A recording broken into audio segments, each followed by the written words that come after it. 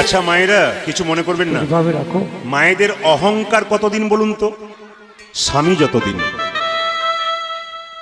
স্বামী যতদিন অহংকার ততদিন। স্বামী না থাকলে নিতাই গৌর হরি বল। পতির জন্য আপনাদের অহংকার, পতি চলে গেলে আপনাদের দাম চলে গেল। কেন বলুন তো? আপনি অন্যের অধীনে হয়ে গেলেন। পুত্র যদি পুত্রের মতো হয় তবে আপনাকে ঠিক মতো দেখে, আর স্বামী যদি আপনাকে যা দেবে আপনি থাকবেন। কেন? অনেকে বলে না তোরা যা করবি কর, আমি যাব না, আমি স্বামীর ভিটেতেই পড়ে থাকবো। নিবেদন আপনাদের সামনে মা, কিছু মনে করবেন না। সতী নারী যারা হয় তাদের পতি কটা হয়? 5টা পতি। এদিকে 5টা পতি হয়। কি কি তাকাবেন ভালো করে। স্মৃতির সিঁদুর একটা পতি, শিবের রক্ত থেকে তৈরি হয়েছে। হাতের শাখা শঙ্খচূড়ের শরীর থেকে তৈরি হয়েছে, ওটা একটা পতি। হাতের নোয়া লোহাসুরের শরীর থেকে তৈরি হয়েছে, ওটা একটা পতি। আর নিজ পতি একটা, আর পরম পতি একটা। মাথায় রাখবেন এই 5টা কিন্তু আপনাদের পতি। তবে সতী নারীর লক্ষণ একটু বলে দিই আপনাদের, একটু মাথায় রাখবেন। সকালবেলায় ঘুম থেকে উঠে যে যে স্বামীকে প্রণাম করে তারা হয় সতী নারী। আপনারা এতজন মায়েরা কীর্তন শুনতে এসছেন, কে কে প্রণাম করেন হাত তুলুন তো। দাঁড়ান দাঁড়ান দাঁড়ান। দাদারা মনে মনে ভাবছে এতদিন পরে আপনি আমাদের হয়ে বললেন। কেউ বলে না, না না। এই দেখুন, আপনারা কেউ প্রণাম করেন না। আজকে কীর্তন শুনে কালকে ভোরবেলায় প্রণাম করবেন ঘুম থেকে উঠে। আর দাদা ভাইরা পাগুলো একটু ধুয়ে মুছে শোবেন, যেন বালি কাদা না লেগে থাকে। আসলে তত্ত্বের দ্বারা বুঝিয়ে দিয়ে আপনার আসতে আপনার স্বামীর সঙ্গে আপনার সম্পর্ক কি আমি বলবো, আপনারা হ্যাঁ হু বলবেন। আপনার স্বামী আপনার গুরু হয়, এটা তো অবশ্যই হয়। দাঁড়ান, 2-4 জন তাকাচ্ছে, আমাদের লোকটা এসছে দেখি কি বলছে। আচ্ছা, গুরু হয় আপনাদের স্বামী। এখন হ্যাঁ বলছেন, দাদারা ভাবছে কি যে হয় বাড়ি না গেলে বুঝবেন না। আচ্ছা, আপনাদের স্বামী আপনাদের দেবতা হয়। যাক খুশি, অন্য জায়গায় বলে না। আপনাদের স্বামী আপনাদের রোগের ওষুধ হয়, অবশ্যই হয়। আপনাদের স্বামী আপনাদের বাবা হয় না? যারা আমার কীর্তন শুনেছে তারা অনেকে বলছে হ্যাঁ হ্যাঁ হয় হয়, আমি তো বুঝতে পারছি। তো মায়েরা যারা আমার কীর্তন শুনেছে, স্বামী কিন্তু বাবা হয়, স্বামী ভাই হয়। তত্ত্বের দ্বারা বোঝাবো, কে বলেছে? বিষ্ণুপ্রিয়া। 14 বছরের মেয়েটা শিখিয়ে দিল স্বামী ভক্তি কাকে বলে। একটু মন দিয়ে শুনবেন। নিমাই যখন সন্ন্যাস নিয়েছিল 24 বছর বয়স, আর বিষ্ণুপ্রিয়ার তখন বয়স মাত্র 14 বছর। এই 14 বছরের মেয়ে মানে ক্লাস 9-এ পড়া মেয়ে। এই মেয়েটার কাছে শিখে নিতে হবে স্বামী ভক্তি কাকে বলে। আজকালকার মেয়েরা তো স্বামীর নাম ধরে ডাকে, আপনাদের এখানে না, অন্য জায়গার জন্য স্বামীর নাম ধরে ডাকে। কি বলে ডাকে? এই তাপস। কি ডিজাইনের ডাক! ঠাকুমা যেন নাতিকে ডাকছে। অপরাধ নেবেন না। আগেকার মায়েরা যারা আছেন, আস্তে আস্তে আমি বুঝিয়ে দিই। আগেকার মায়েরা যারা আছেন, আমার মা আছেন না কোনো বেঁচে, এরা সবাই জানে। আপনাদের এখানে বয়স্ক মায়েরা রয়েছেন, স্বামীর নাম কেউ করে না, দেখবেন আপনারা। কিন্তু এখনকার মেয়েরা নাম করে স্বামী, কিন্তু আগে করে না। একটু বুঝিয়ে দিই আপনাদের। স্বামীর নাম করতে নেই, নাম লিখে দেবেন, কিন্তু শাস্ত্রের জন্য বলছে। এখনকার আধুনিক যুগের জন্য বলি নাই। হতে পারে অনেক নিয়ম, অনেক অনেক রকম কার্টন দিতে পারেন, কিন্তু শাস্ত্র বলছে স্বামীর নাম করতে নাই। যেমন আমি একটা মেয়ে আমাকে জিজ্ঞেস করেছিল, আমাদের বয়সে কাকিমা হন উনি, তো জিজ্ঞেস করেছিল, বাবা প্রদীপ তুই তো গুরুমন্ত্রের কথা বলিস, তো গুরুমন্ত্র আমি নেবো, ভালো গুরু দেখে দিস। তা আমি যার কাছে গুরুমন্ত্র নিয়েছি তাকে দেখে দিয়েছি। তা গুরুদেব বলেছে সকাল দুপুর সন্ধে গুরুমন্ত্র ভজনা করবে, আর হরে কৃষ্ণ মহামন্ত্র নাম 3 বার বলবে। তো আমি যখন গেলাম তখন কাকিমা বলছেন, আচ্ছা বাবা তুই তো সবই বললি, গুরুদেবও ভালো পেলাম, কিন্তু একটা জায়গায় ডিস্টার্ব হলো। বলে কি? গুরুদেব বলল সকাল দুপুর সন্ধে 3 বার মহামন্ত্র নাম বলতে হবে, কিন্তু তুই তো জানিস আমি হরে কৃষ্ণ কৃষ্ণ কৃষ্ণ হরে হরে, তারপরে আর বলতে পারি না। বলে কেন? তুই তো জানিস তোর কাকার নামটা কি? কি নাম বলুন তো? রাম। ওইটি বলতে পারি না। হরে কৃষ্ণ কৃষ্ণ কৃষ্ণ হরে হরে থেমে যায়।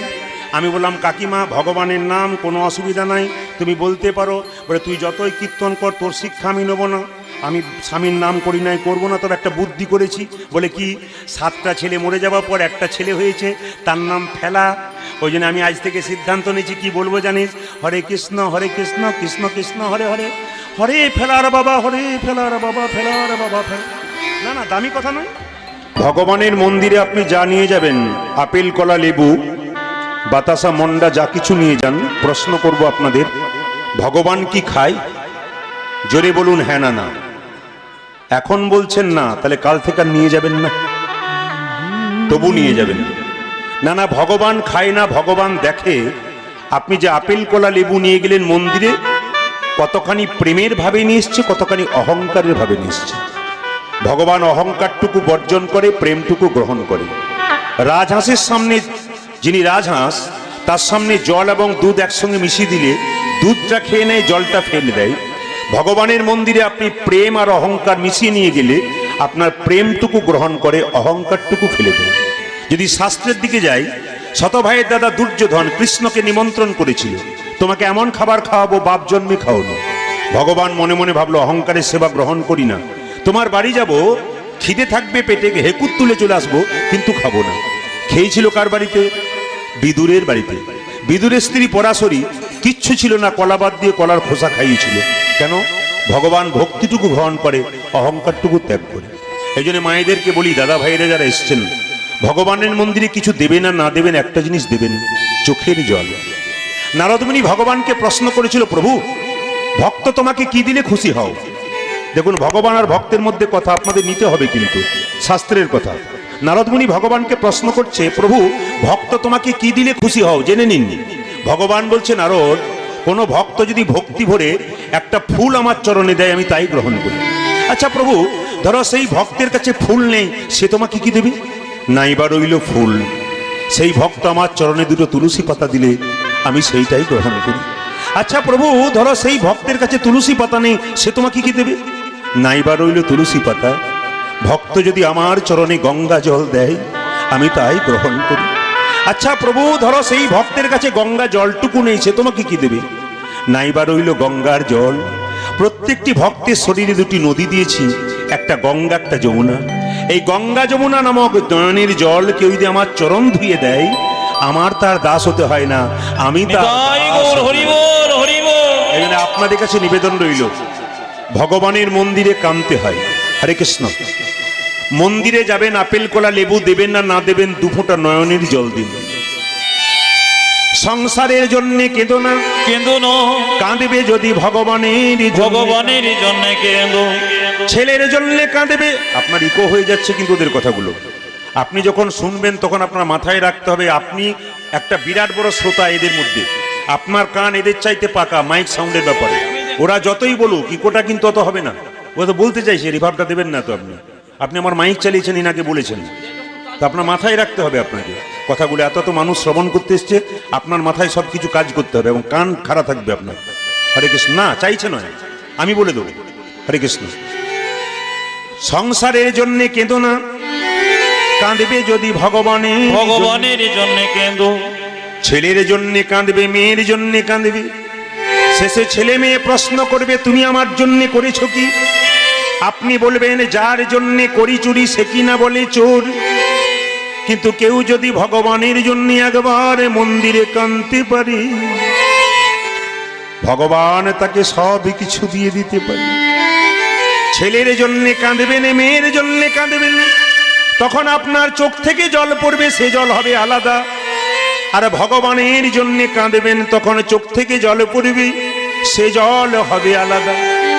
সংসারের জন্য কেঁদে দেখবেন, ছেলে মেয়ের জন্য কেঁদে দেখবেন, চোখের জল চোখের কোণ দিয়ে পড়ে, সে জল গরম হয়, স্পর্শ করলে গরম লাগে, মুখের মধ্যে প্রবেশ করলে নোনা নোনা ভাব লাগে। কিন্তু কেউ যদি ভগবানের মন্দিরে দু ফোঁটা চোখের জল দিতে পারে,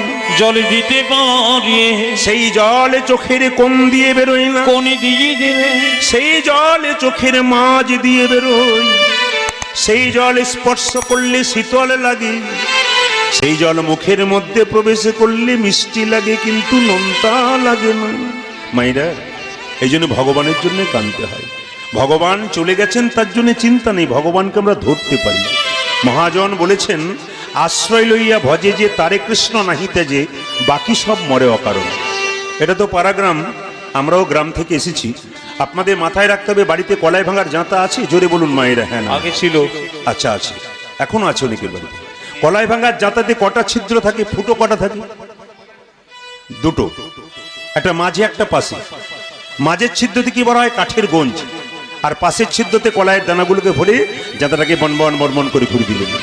যখন আপনি জাতা তুলবেন তখন কি দেখবেন? কিছু কিছু কলাইয়ের দানা গোটাকে গোটা রয়ে গেছে, কিছু কিছু কলাইয়ের দানা অর্ধেক ভেঙেছে অর্ধেক ভাঙেনি, আর কিছু কিছু কলাইয়ের দানা দেখবেন ভেঙে গুড়ি গুড়ি হয়ে গেছে। যদি আপনাদের বাড়িতে কলাই ভাঙার জাতা ছিল, আপনাদের বলতে হবে কোন কলাইয়ের দানাগুলো গোটাকে গোটা রয়ে যায়। হ্যাঁ, জাতার মাঝে যে গোঁজ আর গোঁজের পাশে যে কলাইয়ের দানা, তারা কিন্তু গোটাকে গোটা রয়ে যায়। তত্ত্ব কি বললো? সংসার একটি জাতা, মানুষগুলো হলো কি? সব কলাইয়ের দানা। এই সংসার জাতাটা ঘুরছে, যে সমস্ত ভক্ত কলাইয়ের দানা সংসার জাতার মাঝে গোঁজ নামক গুরুকে আশ্রয় করেছে আর গোবিন্দ ভজনা করছে, একমাত্র তারাই কিন্তু। তবে বলে রাখি, আপনারা যারা গুরু করেছেন বা গুরু করেন নাই, শাস্ত্রের কথা বলবো। পদ্ম পুরাণে ব্যাসমুনি পরিষ্কার করে বললেন, গুরু করতে গেলে গুরুর কতগুলো কোয়ালিফিকেশন থাকতে হবে, মানে যোগ্যতা থাকতে হবে। সেই যোগ্যতা কি?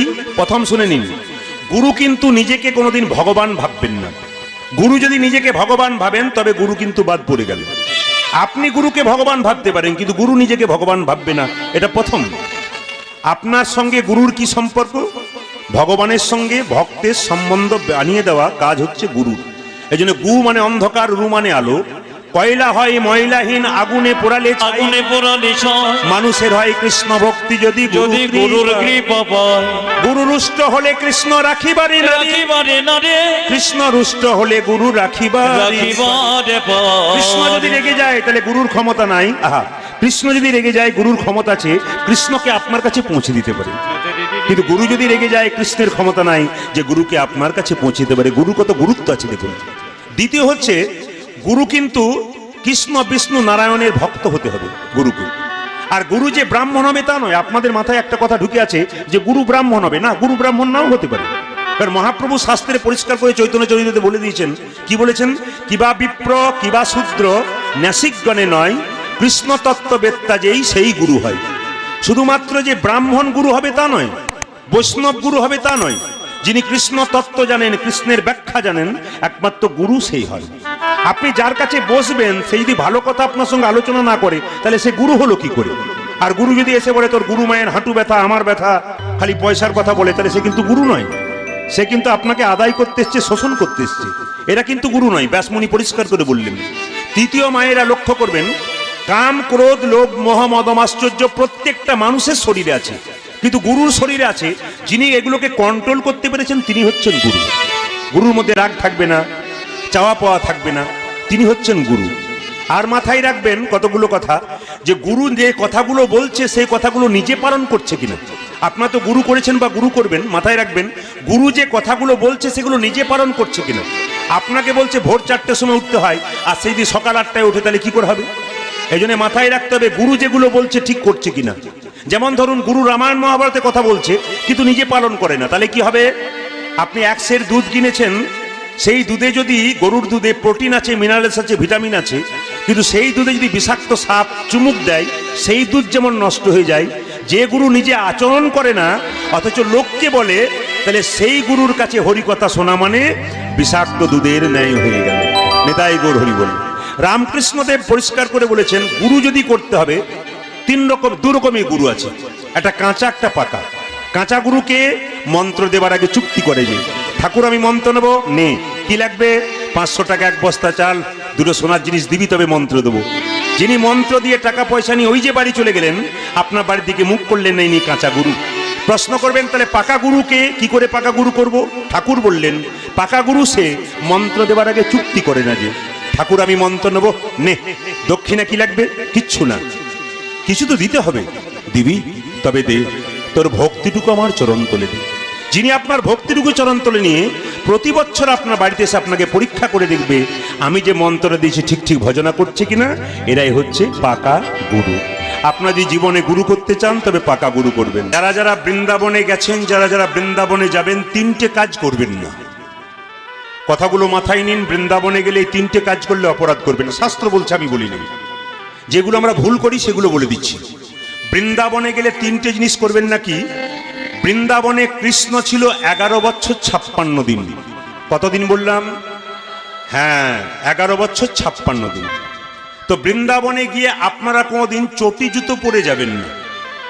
আপনি বৃন্দাবন গেলেন, বাসে গেলেন, ট্রেনে গেলেন, বাড়ি ভাড়া করতে হবে তো, আপনি সেইখানে চটি জুতা রাখবেন, কিন্তু বৃন্দাবনের পথে যখন হেঁটে যাবেন, মানে ব্রজের পথে, সেখানে আপনারা কোনোদিন চটি জুতো পরবেন না।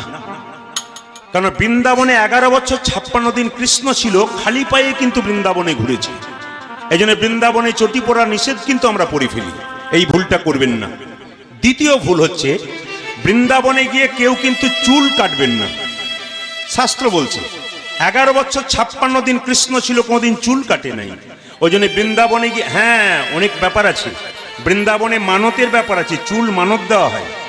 সেটা আপনি কলাপাতাতে বাইরে কোথাও, বৃন্দাবনের বাইরে, সেগুলোকে ছেদন করে আপনি মন্দিরে দিতে পারেন, কিন্তু ওখানে কোনো সেলুনে কিন্তু আপনি বাইরে থেকে গিয়ে চুল কাটতে পাবেন না। তবে বৃন্দাবনে যারা কাটেন, যারা প্রকৃত ভক্ত, তারা কিন্তু বৃন্দাবনে সেলুনে কাটে না, দেখবেন বাইরে কেটে আসে। আর যারা এই তত্ত্ব বোঝে না, তারা দিব্যি কেটে যাচ্ছে, সেলুনও চলছে, কোনো অসুবিধা নেই। কিন্তু শাস্ত্র বলছে বৃন্দাবনে চুল কাটবেন না, বৃন্দাবনে গিয়ে অন্য জায়গায় কাটতে পারেন। তৃতীয় হচ্ছে, বৃন্দাবনে গিয়ে কোনোদিন কাঁদবেন না। 11 বছর 56 দিন মানে কৃষ্ণ কত ছোট, সেখানে ছিল বাঁকে বিহারী, কৃষ্ণ বাঁকা, বাঁকে বিহারী। একটু মাথায় রাখবেন, কৃষ্ণ বাঁকে বিহারী 11 বছর 56 দিন, ওখানে দুঃখ ছিল না, রাজার ঘরের ছেলে তো। আচ্ছা বলুন তো মায়েরা, আপনাদের বাড়িতে বাচ্চা ছেলেগুলো কিন্তু খুব আনন্দে থাকে, ছেলে আনন্দে থাকে না? কিন্তু দেখবেন বাড়িতে স্বামী স্ত্রীতে কোনো গন্ডগোল হলে বাচ্চার মন কিন্তু খুব নিচু হয়ে যায়, ও ভাবে যে এত আনন্দে ছিলাম, কি হয়েছে। এই জন্য ভগবানের কাছে গিয়ে মন্দিরে, বৃন্দাবনে অন্তত কাঁদবেন না। কেন? কৃষ্ণ কষ্ট পাবে। ভক্ত যদি কাঁদে, ভগবানের বড় কষ্ট হয়। কেঁদেছিল কে? আসতে। কাঁদেনি কে? আর কেঁদেছিলই বাকি। বৃন্দাবনে সুদামা যখন কৃষ্ণের কাছে গিয়েছিল, কৃষ্ণ জিজ্ঞেস করেছিল, সুদামা তোর বড় অভাব তাই না? সুদামার এত অভাব, একটি বারের জন্য বলেনি আমি একবেলা খেতে পাই, একবেলা খেতে পাই না। আসলে ভগবানের মন্দিরে গিয়ে মায়েরা কোনো কিছু চাইবেন না। শাস্ত্র বলল, যে চাই সে অল্প পায়, আর যে চায় না সে এত পায় ভাবতেই পারে না। ভগবানের মন্দিরে গিয়ে দিতে শিখতে হয়, নিতে নয়। ব্যাংকে টাকা জমা দেবেন, তবে তো সুদ পাবেন। আপনি ভক্তি সম্পদ ভগবানকে দেবেন, তবে তো আপনি কৃপা সম্পদ পাবেন। এই জন্য ভগবানের মন্দিরে গিয়ে ভক্তি সম্পদ দিতে হয়। সুদামা কৃষ্ণের কাছে গিয়েছিল শুকনো চিড়ে বেঁধে, আবার সেই শুকনো চিড়েটা ভিজে গিয়েছিল। কৃষ্ণ জিজ্ঞেস করেছিল, আমার জন্য তুই কি এনেছিস? আমি তো চিড়ের নাড়ু খেতে ভালোবাসি। সুদামা মনে মনে ভেবেছিল, ভাই আমি ভেবেছিলাম তোর জন্য চিড়ের নাড়ু আনবো, কিন্তু আমার স্ত্রী বসুন্ধরা দেবী বাড়ি বাড়ি গিয়েছিল, শুকনো চিড়ে পেয়েছি কিন্তু গুড় পাই নাই, গুড় কেনার পয়সা নাই। ভিজে কেন চিড়েগুলো, শুকনোতে নেই? আসলে তা নয়, আমি আসবার সময় মনে মনে ভাবছিলাম, লোকে আমার বন্ধুকে সোনার থালায়, রূপোর থালায় পায়েস দেয়, আমি শুকনো চিড়ে কি করে দেব? এই কথা ভাবতে ভাবতে চোখের জলে আমার শুকনো চিড়ে ভিজে গেছে। কৃষ্ণ জিজ্ঞেস করেছে, সুদামা তুই ভালো আছিস? বলে হ্যাঁ, কিন্তু সুদামার এত অভাব, একবারও বলছে না যে আমি একবেলা খেতে পাই, একবেলা খেতে পাই না। বলছে তুই ভালো আছিস? বলে আগে ভালো ছিলাম না, তোর কাছে এসে আরো ভালো আছে। কৃষ্ণ মনে মনে ভাবছে, সুদামা কেউ জানুক আর না জানুক, আমি তো জানি। একটা বাচ্চা ছেলে বাবার কাছে ঘুরঘুর করলে বাবা তো বুঝতে পারে কেন বাচ্চা ঘুরঘুর করছে। ভগবানের মন্দিরে গিয়ে আপনি চাইবেন কেন ছেলের বিয়ে হয়ে যাক, মেয়ের বিয়ে হয়ে যাক, ছেলের চাকরি হয়ে যাক? আপনি বলবেন কেন? তিনি তো অন্তর্যামী, তিনি তো সব জানেন। আপনি শুধু ভক্তি দিয়ে যান। সুদামা একবারও চাই নাই, একবারও বলে না আমার এত অভাব। সেই জন্য সুদামাকে এমন জিনিস দিয়েছিল, ওরে সুদামা তোর স্ত্রী বসুন্ধরা ভিখারিনী, তাকে আমি রাজরানী করে দেবো।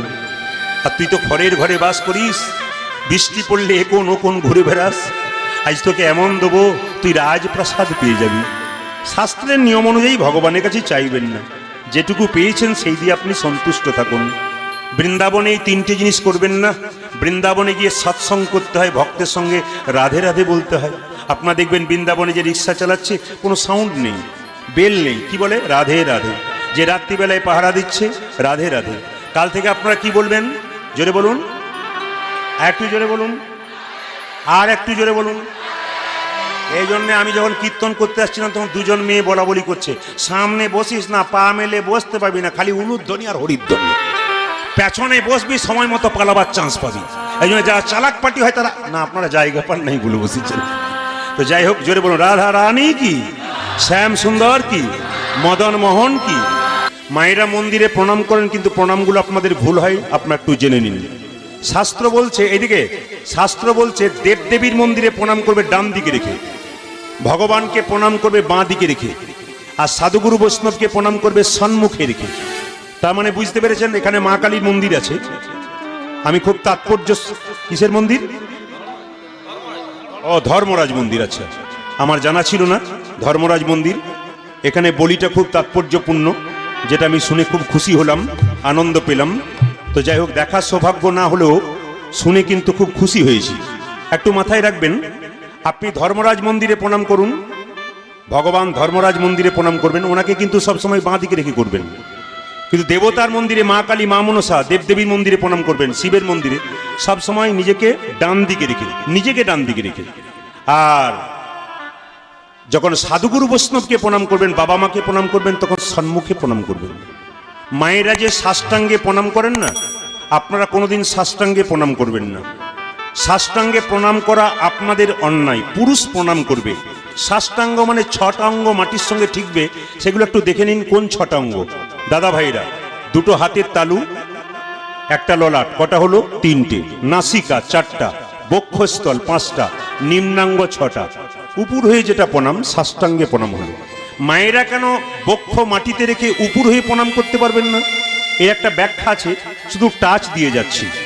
ধরা দেবী নিজের স্তন কর্তন করে ভগবানের সেবা দিয়েছিল স্তন বন্ধক রেখে। তখন থেকে আপনারা ভগবানের সেবায় লেগেছে বলে সেই বক্ষ আপনারা মাটিতে ঠেকাতে পারবেন না। আপনারা হাঁটু গেড়ে পঞ্চাঙ্গে প্রণাম করবেন, মাথায় রাখবেন। এইবার বলে দিই, এই যে মন্দিরে প্রণাম করছেন, শুধু মন্দিরে বাচ্চাদের প্রণাম শেখাবেন তা নয়, আপনারা নিজেরা প্রথমে প্রণাম শিখুন, তবে বাচ্চাকে প্রণাম শেখাবেন। যেমন এখনকার বাচ্চা ছেলেরা 1 কেজি 2 কেজিতে 1 কেজি 2 কেজি মানে বোঝা গেছে, 1 কেজি 2 কেজিতে পড়তে যায়। মা বাবা তো জীবনে কোনোদিন প্রণাম করে না। ছেলে যখন জাল গাড়িতে চাপে, তখন মা কি বলে? খোকা। তার মানে কি বলুন? আপনারা বলছেন টাটা, ওটা টাটা নয়। দেখবেন মা যখন বলে খোকা, এরকম করে, ছেলে দেখবেন জাল গাড়ির ভেতর থেকে বলে মা। দেখবেন, আপনারা লক্ষ্য করবেন আসলে তত্ত্বটা কি, ব্যাখ্যাটা কি। দেখুন বাচ্চা কি, মা কি বলতে চাইছে? খোকা। তার মানে কি? তুই যখন বড় হবি, আমি কষ্ট করে বড় করছি, তুই যেন আমার ভুলে যাস না বাবা, তুই যেন আমার ভুলে যাস না। তখন ছেলে এরকম করে কি বলে? মা। তার মানে কি? খেয়ে পরে মানুষ হতে দাও, চাকরিটা পাই, বিয়ে হোক, তারপর তোমার মুখ আমি দেখবো। পাক্কা কথা, এটা আপনাকে সাইন মানে দিয়ে চলে যায় আর কি। এটা আপনাদের মাথায় রাখতে হবে।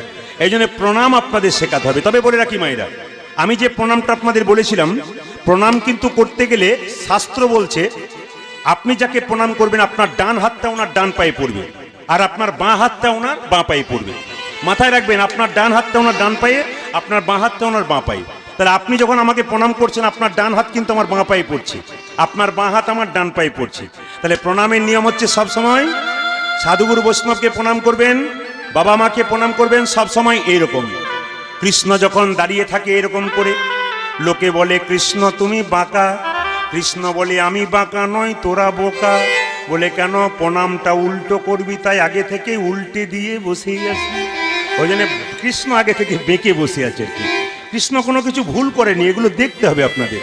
তাই যেই না নারদ মুনিকে বলছে মামি তোমাকে ছেড়ে মামা বিরজার কুঞ্জে লীলা করছে, রাধারানী কোমরে কাপড়টা বেঁধে ছুটলো, শ্রীরাম শ্রীদাম শ্রীদাম রে শ্রীরাম। দরজা ছাড় শ্রীরাম, দরজা ছাড়। শ্রীরাম কি বলছে দেখুন, দরজা ছাড়বো না মা। তখনও মা বলছে, রাধারানী বলছে শ্রীরাম তুই যদি দরজা না ছাড়িস তোকে অভিশাপ দেবো। বলছে মা আমি কৃষ্ণের অনুমতি ছাড়া দরজা ছাড়তে পারবো না। যখন রাধারানী জোর করে ঢুকতে গেল, তখন শ্রীরাম রাধারানীকে কি করলো? জোর করে মাটিতে আছাড় দিয়ে ফেলে দিল।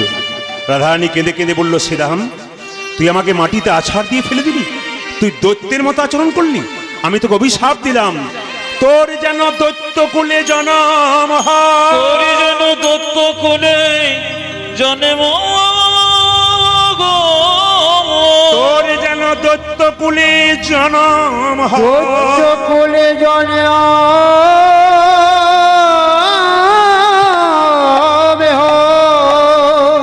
শ্রীরাম কিন্তু দৈত্যকুলে জন্ম নিয়েছিল। নাম কি হয়েছিল? আস্তে, শঙ্খচূড় দত্ত। মায়েরা আচ্ছা বলুন তো, তুলসীর স্বামীর নাম শঙ্খচূড় দত্ত। এখন মাথায় রাখতে হবে, তুলসী পবিত্র নারী, তার স্বামী শঙ্খচূড় দত্ত হলো কেন? এটা একটা তত্ত্ব আছে। তত্ত্বটা কি জেনে নিন। বলছে তুলসী দেবী মনে মনে গণেশকে প্রতিরূপে পাবার ইচ্ছা করেছিল। গণেশ, আমি তোমায় বিয়ে করতে চাই। কিন্তু গণেশ বারবার প্রত্যাখ্যান করে, কোনো মতেই কোনো কথা শুনতে চাই না। কিন্তু তুলসী বারবার বলে আমি তোমাকে প্রতিরূপে পেতে চাই। গণেশ তখন অভিশাপ দেয়, তুমি আমাকে প্রতিরূপে পেতে চাও, আমি তোমাকে অভিশাপ দিলাম তোমার দৈত্য স্বামী হোক। এই যে তুলসী দেখবেন, মাথায় রাখবেন মায়েরা, তুলসী পাতা সব পূজায় যায়, কিন্তু একটা পূজায় যায় না। কোথায় বলুন তো? গণেশের পূজায়। অভিমান করে যায় না। এখন যেই না রাধারানী অভিশাপ দিল তুই দৈত্য কুলে জন্ম নিবি, শ্রীরাম তখন বলল, রাধে, যাকে আমি মা বলে ডেকেছি, মা হয়ে পুত্রকে এত বড় অভিশাপ দিলে, আমি আজ থেকে তোমাকে অভিশাপ দিলাম, পৃথিবীতে আজ থেকে তোমাকে কোনোদিন মা বলে কেউ ডাকবে না, কেউ ডাকিবে না, মা বলে কেউ তোমায় ডাকবে না। মায়েরা, শ্রীরামের অভিশাপ থেকে রাধাকে মা বলা হয় না। রাধা খুব একটা কষ্ট পেল না, কিন্তু এরপর রাধারানীকে যে অভিশাপ দিল, রাধারানী আর সহ্য করতে পারলো না। ওগো রাধে, যে কৃষ্ণের জন্য কাঙ্গালিনী হয়ে তুমি ছুটে এলে, ছুটে আমি তোমায় অভিশাপ দিলাম, তুমি 100 বৎসরের জন্য কৃষ্ণ হারা হও। কৃষ্ণ হরাইবে। রাধারানী কেঁদে কেঁদে বলল, শ্রীরাম রে, সে দাবাই রে, আমায় যে অভিশাপ দিলি, কিন্তু আমায় কৃষ্ণ ছাড়া হতে বলিস না। হতে বলেছে না। এ জগতে যে জন কৃষ্ণ প্রেমে একবার মেতেছে, তাকে কৃষ্ণ ছাড়া হতে বললে তার মৃত্যুর সমান হয়ে যায়। সমন হয়ে যাও। ওরে শ্রীরাম রে, সে দাম রে, আমার ঘরেও জ্বালা, বাইরেও জ্বালা, আমার তাপিত পরাণ জোড়াবার লাগি একবার কৃষ্ণের কাছে এসে দাঁড়াতাম। আমার বধূ যদি বৃন্দাবন ছেড়ে চলে যাই, তবে আমি কিনি আর বেঁচে থাকবো। সঙ্গে সঙ্গে শ্রীরাম বলল, যে অভিশাপ একবার দিয়েছি তা ফেরানো যায় না। মায়েরা, রাধারানী 100 বছরের জন্য কৃষ্ণকে হারা হলো। ললিতা বিশাখাকে নিয়ে বলছে, ললিতা রে, আমি একটা কৃষ্ণ প্রেমের বীজ রোপণ করেছিলাম, আমার মনে বড় আশা, বড় আশা ছিল, আমার মনে বড় আশা ছিল, কৃষ্ণ প্রেমের বীজ অঙ্কুর হবে, অঙ্কুর হবে, তার থেকে চারা গাছ হবে, চারা গাছ হবে, গাছ হবে, শাখা প্রশাখা হবে, আর আমি সেই শীতল তরুর ছায় তাপিত পরাণ জুড়াইয়ে নেব। কিন্তু ললিতা কি হলো জানিস? প্রেম অঙ্কুর যাও তোবা কত ভেলো। তো সেই বিষ্ণুপ্রিয়ার চরিত্রটা একটা আপনাদের বলি দিই। বিষ্ণুপ্রিয়া আসতে কত বছর বয়স বললাম? 14 বছর। স্বামী সন্ন্যাস নিয়েছে কত বছর বয়সে? 24 বছর বয়সে। এই দিকে তাকান। যখন থেকে নিমাই সন্ন্যাস নিয়েছে, বিষ্ণুপ্রিয়া কি করেছে জানেন? ভোরবেলায় ঘুম থেকে উঠে গঙ্গায় স্নান করে, ঠান্ডার দিনে শীতে কাঁপতে কাঁপতে বাড়ি আসে, আর কি করে সারাদিনের মধ্যে একবার সেবা করে। আপনার তো 3 বার করেনি। কি করে জানেন? কতগুলো ধান আঙ্গুলো করে খুঁটতে খুঁটতে একটা করে চাল বের করে হরে কৃষ্ণ নাম করে, ওই হরে কৃষ্ণ নাম কুটিত চাল যতগুলো হয়, একবার গঙ্গা থেকে জল এনে সেদ্ধ করে খাই। এ হচ্ছে বিষ্ণুপ্রিয়া। এই বিষ্ণুপ্রিয়াকে যখন নিমাই সন্ন্যাস নিয়ে চলে যাবে, সেই রাত্রিতে নিমাই প্রশ্ন করেছিল, প্রিয়া তুমি বাপের বাড়ি চলে যাও। বিষ্ণুপ্রিয়া বলেছিল, স্বামী এটা কি বাপের বাড়ি নয়, তুমি তো আমার বাবা, তুমি তো আমার ভাই, তুমি তো আমার ছেলে, তুমি তো আমার গুরু, তুমি তো আমার ভাই, তুমি তো আমার সব। নিমাই বলেছিল, প্রিয়া লোকে আমায় পণ্ডিত বলে, কোনো বইয়ে আমি পাই নাই। স্বামীকে বাবা বলে, স্বামীকে ছেলে বলে, স্বামীকে গুরু বলে জানি, স্বামীকে দেবতা বলে জানি। স্বামী তো বাবা আমি জানি না, স্বামী তো ভাই আমি জানি না, স্বামী তো ছেলে হয় আমি জানি না। বিষ্ণুপ্রিয়া বলছে, স্বামী তুমি যেমন পণ্ডিত মানুষ, আমার বাবা সনাতন মিশ্র হচ্ছে শাস্ত্রজ্ঞ মানুষ। আমি তার কাছ থেকে শুনেছি স্বামী বাবা হয়, স্বামী ছেলে হয়, স্বামী ভাই হয়। নিমাই বলল, বুঝিয়ে দাও। বিষ্ণুপ্রিয়া বলল, অন্নদানে পিতা সম, রতিদানে পতি। কেবল অন্নদানে পিতা সম, রতিদানে পতি। মেয়েদের যখন বিয়ে হয় না, কার কাছে থাকে? বাবার কাছে। বাবা অন্নদাতা, পিতা, তাই তো? কিন্তু যখন বিয়ে হয়ে যায়, তার কার কাছে যায়? স্বামীর কাছে। স্বামী অন্নদাতা, অন্নদানে পিতা সম, রতিদানে পতি। অন্নদানে পিতা সম, রতিদানে পতি। ছেলে কখন হয়? পিণ্ডদানে পুত্র সম, অগতির গতি। আরে পিণ্ডদানে পুত্র সময় অগতির গতি। পিণ্ডদানে পুত্র সম, অগতির গতি। আরে পিণ্ড দানে পুত্র সম অগতির গতি। স্বামী স্ত্রী বেঁচে আছে, ছেলে মেয়ে নাই। আগে স্ত্রী মারা গেলে স্বামী তার পিণ্ড প্রদান করে। পিণ্ডদানে পুত্র সম অগতির গতি। আরে পিণ্ড দানে পুত্র সম অগতির গতি। উপদেশে গুরুতুল্য, সেবাতে দেবতা। অগরগিতে যশোদ সম বিপদে যে ভাতাম। যে রোগেতে সুদসম বিপদেতে ভাষা। পতি পুত্র পতি তোমাদের প্রতি পুত্র প্রতি পিতা। পতি পুত্র পতি পিতা। পুত্র পতি পিতা। পতি হলো পরম দেবতা, পতি পুত্র পতি ও যে পিতা। পতি হলো পরম দেবতা, পতি পুত্র পতি পিতা। পতি হলো পরম দেবতা। পতি হলো পরম দেবতা, পতি পুত্র পতি পিতা। পতি হলো পরম দেবতা। পতি পুত্র পতি ও যে পতি পুত্র পতি পিতা। স্বামী চলে গেলে মেয়েদের দুটো জিনিস যায়, একটা চোখের ঘুম, মুখের হাসি। রাধারানীর গোবিন্দ চলে গেছে, কেঁদে কেঁদে বলছে, রাধে তুই কাঁদিস কেন? ললিতা বলছে, তুই কাঁদিস কেন? রাধারানী বলছে, ললিতা রে, আমি যখন গোবিন্দের সঙ্গে বৃন্দাবনে ছিলাম তখন মালতীর মালার মতো ছিলাম। গোবিন্দ চলে গেল, মালা ফেলে দিয়ে চলে গেল। আমি কীর্তন করতে এসছি, যে বাড়িতে আছি মালাটা কতক্ষণ, কীর্তন যতক্ষণ, মালা ফেলে আমি বাড়ি চলে যাব। বলছে আমি গোবিন্দের সঙ্গে যখন ছিলাম মালতীর মালার মতো ছিলাম। মথুরায় চলে গেল, মালার মতো ফেলে দিয়ে চলে গেল। পিয়া গেল মধুপুর আমকুল বালা। কৃপা পিয়া গেল মধুপুরে আমকুল বলা। পিয়া গেল আমকুল বালা। ললিতা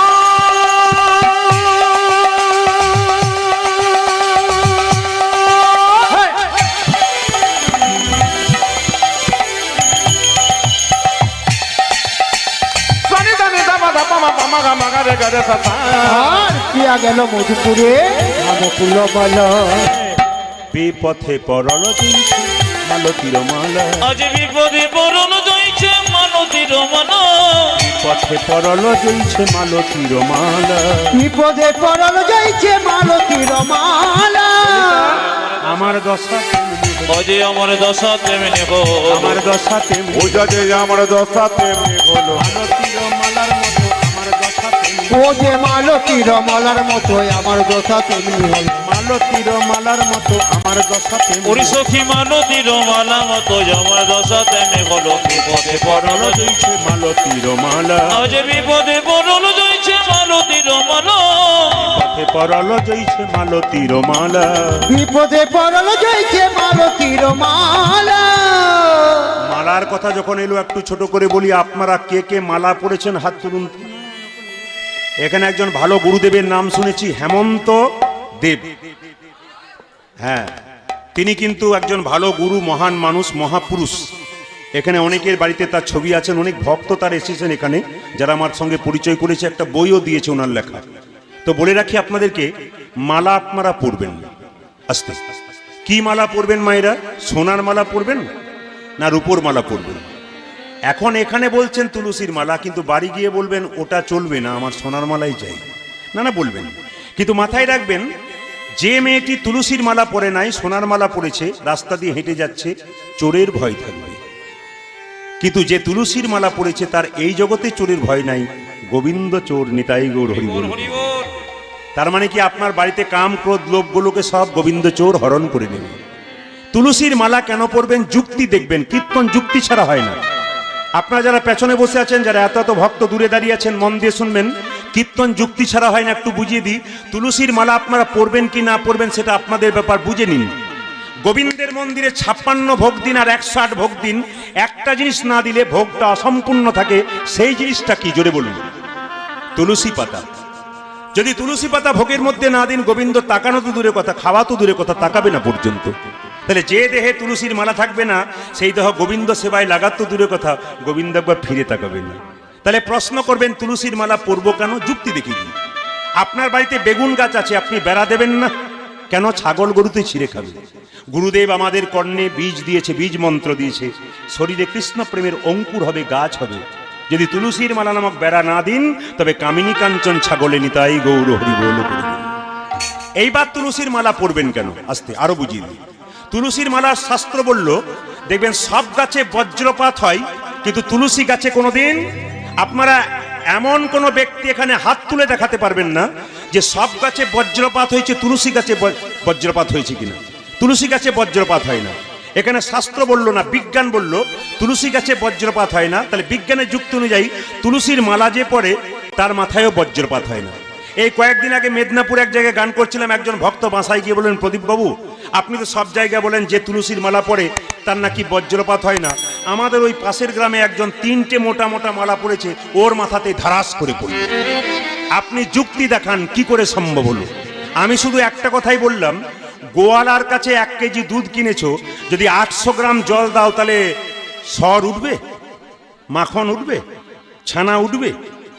আপনি তুলসীর মালা পড়েছেন আর ভেতরে ভেতরে খারাপ কাজ করছেন, আপনার মাথায় পড়বে না তো কি অন্য কারো মাথায় পড়বে? না না, তুলসীর মালা পড়লে তার মালার নিয়ম পালন করতে হবে। এইবার লক্ষ্য করুন, বিজ্ঞান বলল সব গাছে বজ্রপাত হয়, তুলসী গাছে হয় না। বাস্তব কি বলল? আপনি এখান থেকে কলকাতা যাচ্ছেন ট্রেনে, রাস্তায় মারা গেলেন, মাথায় রাখবেন কি ট্রেন আসবার সময় সিগন্যাল দেয়, মৃত্যুর সময় কাউকে সিগন্যাল দেয় না, কে কখন চলে যাবে কেউ জানে না। ওই জন্য বলে রাখি মা, আপনি ট্রেনে যাচ্ছেন কলকাতা, কারোর সঙ্গে যাচ্ছেন, আপনি মারা গেলেন, আপনার কণ্ঠে তুলসীর মালা থাকলে লোকে বলবে আহ, যদি আপনার সঙ্গে কেউ না থাকে আপনি একাই যান, আপনাকে দেখে বলবে আহ তুলসীর মালা আছে, একে স্টেশনে নামিয়ে দে, কোনো সাধুগুরু বৈষ্ণবে কৃপা হলে দেহটা সৎকার করে দেবে। আর আপনার তুলসীর মালা না থাকলে কেউ দেখবে, কেউ রাস্তায় ফেলে দেবে, কিন্তু তুলসীর মালা থাকলে সম্মান দেবে, এটা মাথায় রাখবেন। তবে একটা কথা, তুলসীর মালা পরবেন আর আমিষ খাবেন তা হবে না। তুলসীর মালা পরে আমিষ খান কারা কারা হাত তুলুন তো। যারা খায় তারা তুলবে না, বলে মাথা খারাপ। আমাদের পাড়া থেকে যারা আসছে তারা কেউ তোলে নাই, আমিও তুলব না। রাধে রাধে। এই দেখুন 2-1জন তুলেও ফেলেছে যে তুলসীর মালা নিয়ে নেওয়া আমিষ খায়। আস্তে এইদিকে, তুলসীর মালা পরবেন আর আমিষ খাবেন তা বললে হবে না। তবে একজন আমাকে বলেছিল কয়েকদিন আগে, প্রদীপ বাবু এখন তুলসীর মালা পরলে আমিষ খাওয়া যায়। বলে কেন? এখন মালা সিস্টেম চেঞ্জ। বুঝলাম না। বলছে প্যাঁচ সিস্টেম মালা, খোলাও যায় পরাও যায়। রাত্রিবেলায় বিয়ে বাড়িতে নিমন্ত্রণ, প্যাঁচ খুলে দিলাম, সকালবেলায় প্যাঁচ লাগিয়ে দিলাম। না না, এ খোলা পড়া করলে কিন্তু আপনি নেতাই গৌর হরিবোল হয়ে যাবেন। তবে হ্যাঁ, একটা সাধারণ কথা বলে যায়, মহাজনদের কথা বলে যায়, শুনে রাখুন, তুলসীর মালা পরবার ইচ্ছা আছে অথচ খাবার ইচ্ছা আছে, আপনাদের তুলসীর মালা পরবার দরকার নেই, একটা বেলের মালা পিলুন। দশকর্মার ভান্ডারে বেলের মালা পাবেন, আপনি বেলের মালা পরে যা খাবেন খান, কিন্তু যখনই আপনি বেলের মালাটা পরবেন তখন আপনার 5 বছর পর ইচ্ছা হবে আর কেন বেলের মালা তুলসীর মালা পরি। আপনি স্কুলে ভর্তি হবেন তবে তো আপনার পড়াশোনার ইচ্ছা জাগবে, আর আপনি নেবেন না তো ইচ্ছা জাগবে কি করে? আগে আপনি প্রবেশ করুন। ওই জন্য বেলের মালা আগে নিন, যাদের খাবার ইচ্ছা আছে, পড়ার ইচ্ছা আছে, আর যারা তুলসীর মালা পড়েছেন তাদের খুবই ভালো। মাথুর লীলায় একটা জিনিস শিখতে পারবেন, মা কালীকে মা বলেছেন, মা দুর্গাকে মা বলেছেন, মা মনসাকে মা বলেছেন, মা চণ্ডীকে মা বলেছেন। জোরে বলুন রাধাকে মা বলেছেন, জোরে বলুন রাধাকে মা বলেছেন। রাধাকে মা বলা হয় না কেন তা জানতে পারবেন কার অভিশাপ থেকে।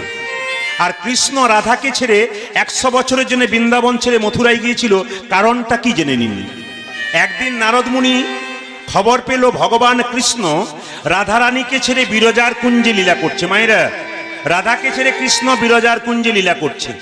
নারদ মুনি মনে মনে ভাবলো একবার প্রভুকে দর্শন করে আসি, কিন্তু কৃষ্ণ না শ্রীরামকে বলেছে, শ্রীরাম তুই দরজায় দাঁড়িয়ে থাকিস, যদি কেউ আসে না আমার অনুমতি ছাড়া প্রবেশ নিষেধ, কারণ আমি ভেতরে বিরজার সঙ্গে লীলা করছি। নারদ মুনি, মায়েরা, নারদকে চেনেন? জোরে বলুন না, একটু জোরে বলবেন, নারদকে চেনেন? এমন ভাবে বলছেন যে আপনাদের পাড়ার লোক বোধ হয়। না না, ওই নারদের কথা বলি নাই। ওই নারদটা আপনার কথা আমাকে, আমার কথা আপনাকে। এই নারদ সেই নারদ যিনি ভক্ত আর ভগবানের মধ্যে মিলন ঘটিয়ে দেন। আচ্ছা, নারদের হাতে কি থাকে? বীণা। সেই বীণা বাজিয়ে চলল বিরজার কুঞ্জের দিকে। যেদিন ইনি মারা গিয়েছিলেন সেদিন যখন গ্রাম থেকে নিয়ে যাচ্ছিলেন বাঁশের মাচা তৈরি করে। আচ্ছা মায়েরা, যখন মৃতদেহ নিয়ে যায় বাঁশের মাচা তৈরি করে, তখন আপনারা প্রণাম করেন কিনা? জোরে বলুন হ্যাঁ না। আপনারা প্রণাম করেন, আমরাও করি। আর প্রণাম করে কি ভাবি বলুন তো? উনি বোধহয় গেলেন, আমরা বোধহয় যাব না, কিন্তু উনি বাঁশের মাচায় দুলতে দুলতে আমাদের শিখিয়ে দিয়ে গেলেন, তুমি যেমন সংসার যাপন করছো আমিও সংসারে এসেছিলাম, আমি যেমন চলে যাচ্ছি আমাকে দেখে শিখে নাও, একদিন তুমিও কিন্তু আমার মতো হেলতে দুলতে চলে যাবে। সেটা উনি শিক্ষা দিয়ে যান, কিন্তু আমরা নিই না। আমরা প্রণাম করে ভাবি উনি গেলেন, আমরা বোধহয় যাব না। রাধারানীকে ললিতা বলছে, হ্যাঁ রে বোধ রাধে, তোর গোবিন্দ যখন বৃন্দাবন ছেড়ে চলে যায় তখন তুই তাকে বাধা দিলি না কেন? বাধা দিলি না কেন? প্রেমের কথাগুলো শুনবেন। রাধারানী বলছে, ললিতা ললিতা রে, আমি আমার বধূকে বাধা দিয়েছিলাম, কিন্তু বধূ আমার কোনো বাধা শোনে না। শুনিল না। বলে কিরকম? অক্রুরের রথে চেপে গোবিন্দ যেদিন চলে যায়, এইদিকে মায়েরা, কৃষ্ণ যখন গিয়েছিল অক্রুরের রথে চেপে গিয়েছিল, তো রাধারানী কেঁদে কেঁদে বলেছিল, অক্রুর তোমাকে কে নাম রেখেছিল? অক্রুর, তোমার নাম তো ক্রুর রাখা উচিত ছিল। যেই না বারবার কাঁদছে রাধে, রাধারানী কেঁদে কেঁদে বলছে, অক্রুর, আমার প্রাণ বধূকে যদি নিয়ে যাও, তবে প্রাণ রেখে আমার কি লাভ আছে? কি লাভ আছে? আমার প্রাণ বধূর সাথে আমার প্রাণ নিয়ে যাও। প্রাণ নিয়ে যাও। আমি প্রাচীন লোকের মুখে শুনেছি, শুভ যাত্রা করলে মরার মুখ দেখলে যাত্রা ভালো হয়। আমার বধূ বৃন্দাবন ছেড়ে মথুরায় যাচ্ছে, আমার মরা মুখ দেখলে তার যাত্রা ভালো হবে। ললিতা আমার বধূ কি করলো জানিস? রথ হতে নামলো, এক হাতে তুলসী পত্র গঙ্গা জল, এক হাত আমার মাথায় ঠেকিয়ে বলল, রাধে আমি তোমায় কথা দিলাম, আজ যাব কাল ফিরে আসবো। কিন্তু ললিতা রে, ওই যে আজ যাব কাল ফিরে আসবো বলে আর এলো না। মায়েরা, আপনাদের রায় রামচন্দ্রপুরে এটা আছে কিনা জানি না, বিভিন্ন জায়গায় আছে যারা দোকান করে, যেমন দেবাশিসেরও দোকান আছে। তো দোকান করে আপনারা জানেন তো, দোকানদার কিন্তু দরজায় একটা কথা লেখে, আজ নগদ কাল ধার। আপনি আজকে 100 টাকা নিয়ে গেলেন, ভাবলেন নগদ নেবো, আবার নগদ নেবো, কালকে ধার নেবো। যে না রাত্রি পেরোচ্ছে অমনি আবার কি হচ্ছে, কাল না আজ? জোরে বলুন। রাত্রি পেরোলে আবার আজ হয়ে যাচ্ছে। গোবিন্দের কথার মধ্যে কেমন প্যাঁচ দেখুন, আজ যাব কাল ফিরে আসবো, তার মানে কি? যেই না রাত্রি পেরোচ্ছে আজ হয়ে যাচ্ছে। ওরে ললিতা রে, আমার বধূ 100 বছরে গেছে, আমি 100 বছর স্নান করি না। মায়েরা, আপনার 10 দিন স্নান না করলে আপনাদের মাথা গরম হয়ে যায়।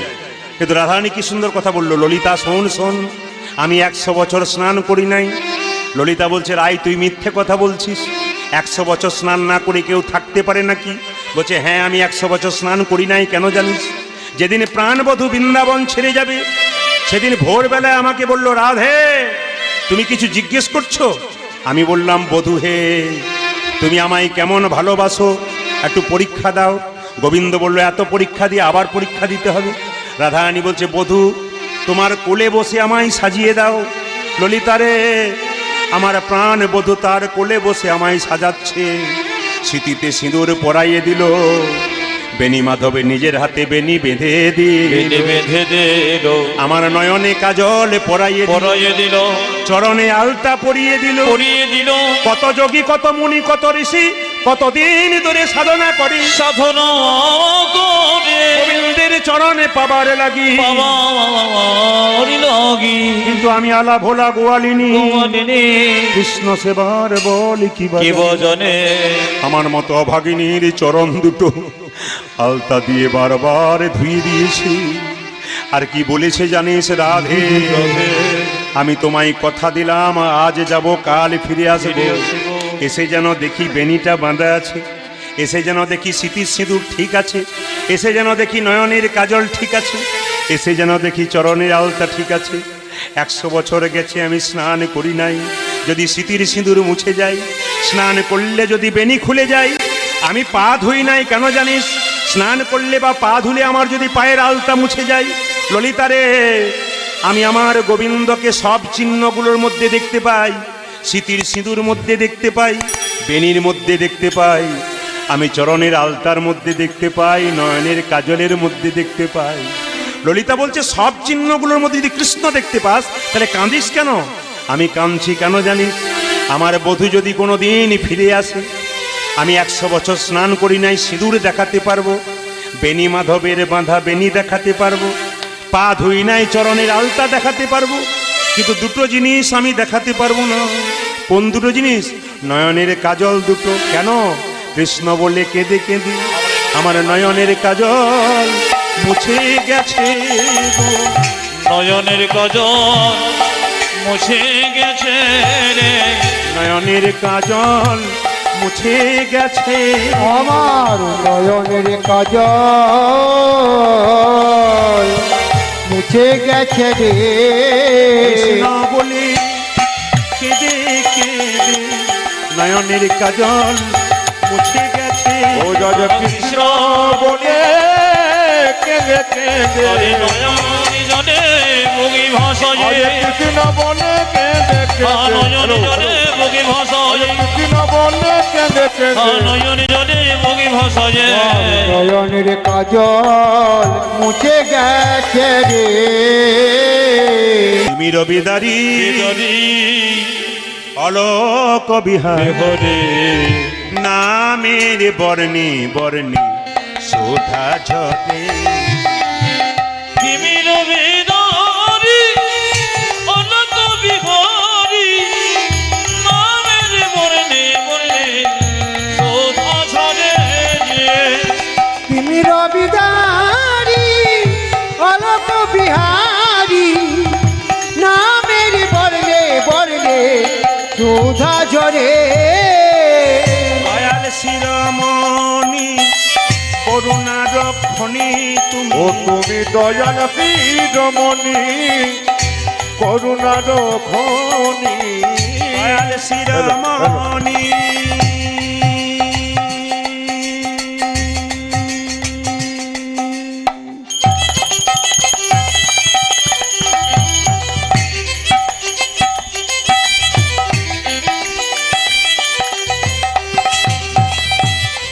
তুমি দজন শিরোমণি করুণার খনে দয়াল শিরোমণি করুণার খনি তুমি। তুমি দয়াল শ্রীরামনে করুণার খনে তব পদাশিস দাও কৃপা করে নামের বর্ণে বর্ণে শোধা ঝরে। উলধ্বনি তিমির বিদারি অনন্ত বিহারি নামের বর্ণে বর্ণে শোধা ঝরে তুমি রবিদারি অলোক বিহারি নামের বর্ণে বর্ণে সুধা ঝরে নামের বর্ণে বর্ণে সোদা জনে নারায়ণ নারায়ণ নারায়ণ নারায়ণ। নারায়ণ আপনারা কে কেমন মন দিয়ে কীর্তন শুনছেন তার প্রমাণ কিন্তু আজকে মায়ের মন্দিরে হবে।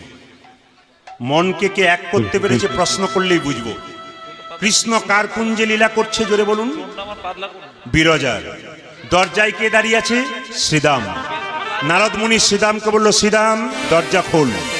শ্রীদাম বলছে না, তুই যদি দরজা না ছাড়িস তবে আমি কিন্তু মামিকে খবর দেবো। এইদিকে আসলে নারদ রাধাকে বলতো মামি, কৃষ্ণকে বলতো মামা। ওরে শ্রীরাম, তুই আমায় দরজা ছাড়লি না, কিন্তু মামিকে খবর দেব, মামি এলে কিন্তু তুই দরজা ছাড়তে বাধ্য হলি। এখন যেই না শ্রীরাম দরজা ছাড়লো না, নারদ কি করলো? ঢেঁকিকে বাহন করে চললো কোথায়? রাধারানীকে খবরটা দেবার জন্য। ওগো চলে বৃন্দাবন বৃন্দাবনে ঢেঁকির বাহন বাহনে বদনেতে কৃষ্ণ নাম চলে যায়। চলে যায় নারদ মনে রাধে।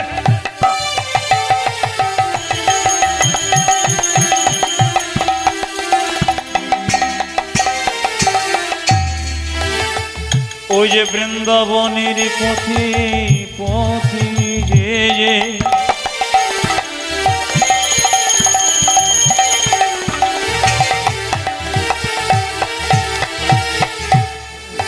কৃষ্ণ নাম লয়ে চলে যা